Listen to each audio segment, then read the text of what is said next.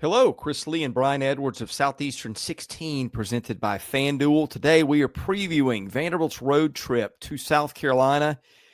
Game time is going to be 6:45 Central on the SEC network. And my composite computer model's got Carolina favored by about 6. What have we got at FanDuel on this game as of about 3:30 Central on Monday afternoon, Brian? Yep. South Carolina is the 5.5-point favorite. They are minus 196 on the money line. Vandy plus 162 to win outright. The total is 47.5. And they've got alternate spreads, team totals, first quarter, first half, all that stuff is up. No player props yet. Okay. Well, I think this one will be interesting. Right now, Vanderbilt is really playing well. Last week, it outscored Virginia Tech 34-0 in the second half, which was South Carolina's opponent the previous week. The Gamecocks just kind of sleptwalk, I guess is a good way to put it, with the South Carolina State game last week, which you can't really blame them. I think the game started like at 9:20 Eastern after a bunch of delays, so everybody might have been sleepwalking there, kind of between two big games for the Gamecocks. So those things happen sometimes. But I think you've got a very interesting matchup. South Carolina has dominated this series. It has won, 16 or 17 in a row. It was kind of lopsided a year ago. But I think this one is interesting. Vanderbilt has got the best defense in the SEC in terms of total yards allowed, and South Carolina dead last in total offense coming in this one. Now, it's early. Schedules have been kind of weird, but that is a very fascinating aspect of the matchup coming into this one. Yeah, South Carolina's offense really struggled the other night, especially in the first half. They were down 3-0 with 5:01 left until halftime, and Vicari Swain gave them another punt. He's got 3 punt returns for touchdowns already this year. He got a 65-yard punt return, and then they got a 3-and-out on South Carolina State, and they deflected it like a punt block, but it kept bouncing. And he scooped it up and went 42 yards for another touchdown. Then they got a 49-yard field goal before halftime to make it 17-3. But they struggled offensively mightily in the first half and really for the game. In fact, they got out-yarded 270-253. They only had a 16-13 edge in first downs. So yeah, they win 38-10. But digging into the box score. Special teams was a big difference for them. Yeah, Diego Pavia has been the best quarterback in the league so far statistically. He's thrown 1 pick, which is uncharacteristic. It was a bad throw last week. But Vanderbilt just made play after play after play. The offensive line was dominant against Virginia Tech. South Carolina's defense, though, has been pretty good, averaging under 5 yards a play. I know they replaced a lot of dudes. Dylan Stewart, of course, back. And, it's a unit that Shane Beamer has been able to develop. Clayton White's done a good job the last couple of years. I think that Vanderbilt offense and South Carolina defense is going to be a fantastic matchup to watch. Yeah, it should be. And it was interesting to hear Pavia during the offseason when he was on the Bussin' with the Boys podcast. They asked him directly, what game are you most fired up for? And he mentioned this one specifically, saying that he cost him the game last year. He was disgusted with the way he played. I know he wasn't in the best health-wise at that point in the season. But, he said this is the game that he is looking forward to the most. I found that pretty interesting. And also, I looked up his stats for that game. He was only 16 of 31 throwing the ball. And only had 166 yards. Now, he did have a team best 65 rushing yards and 1 touchdown on 13 attempts. But this is the one that he is eyeing, and that I found that interesting. Yeah, South Carolina has struggled to move the ball compared to what I thought we'd see. They've got some big play potential, a couple of running backs that are pretty good. We know about Nick Harbor, their future NFL receiver, maybe a first rounder. He's probably the fastest guy in the league. And then Lenore Sellers, who some think is maybe the best player in the country, hasn't really played like it so far. A lot of that's had to do with his offensive line, which has had some protection issues. I think they've given up 6 or 7 sacks so far. Looks like it's 6, 2 in the opener against Virginia Tech. And then, I'm sorry, I've got the wrong numbers here. They gave up 4 against Virginia Tech and then 2 last week against South Carolina State. Vanderbilt's pass rush really gave Virginia Tech fits in the second half. It just came after Kyron Drones and didn't relent. Nick Rinaldi was the SEC Defensive Player of the Week. He had a few of those tackles for loss. So South Carolina's got some talented offensive linemen and is always huge in the trenches. But I'll say this is the biggest Vanderbilt team on both sides of the line of scrimmage in maybe forever. So keep an eye on that.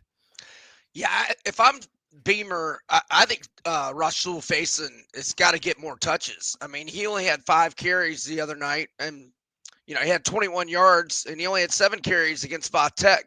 Had 40 yards, which was 5.7. Excuse me, yards per carry average.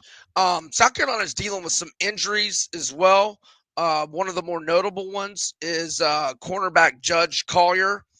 He's questionable with a knee injury. He had 28 tackles, 8 pass breakups, and 3 TFLs last year. So that could be a factor with Vandy's passing game.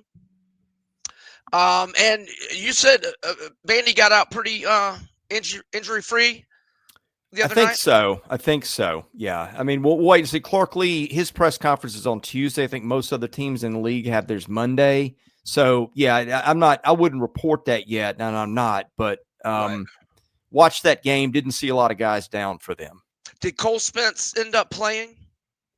I can't remember. He didn't play a key role if he did. He's their second tight end.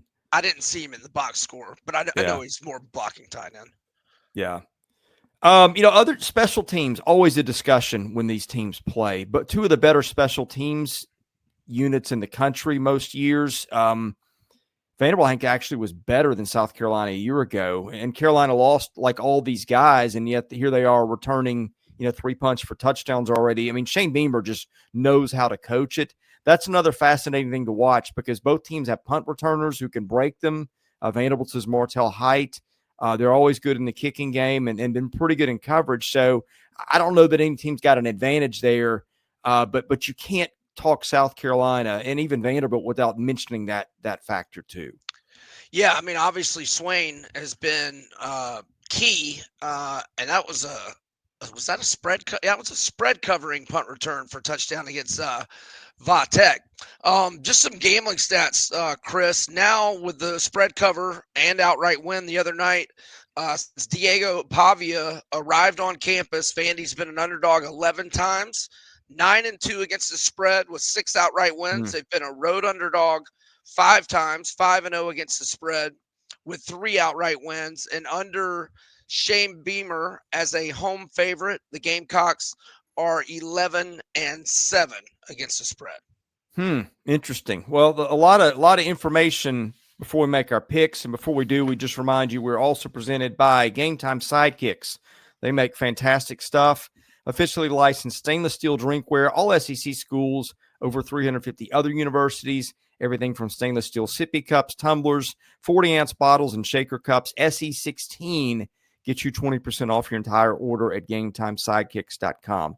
Also brought to you by Rockform, ROKFORM, the world's strongest magnetic phone case, extreme protection, super strong magnets, Rock Lock secure mounting. September is the busiest month of the year with the new iPhone release.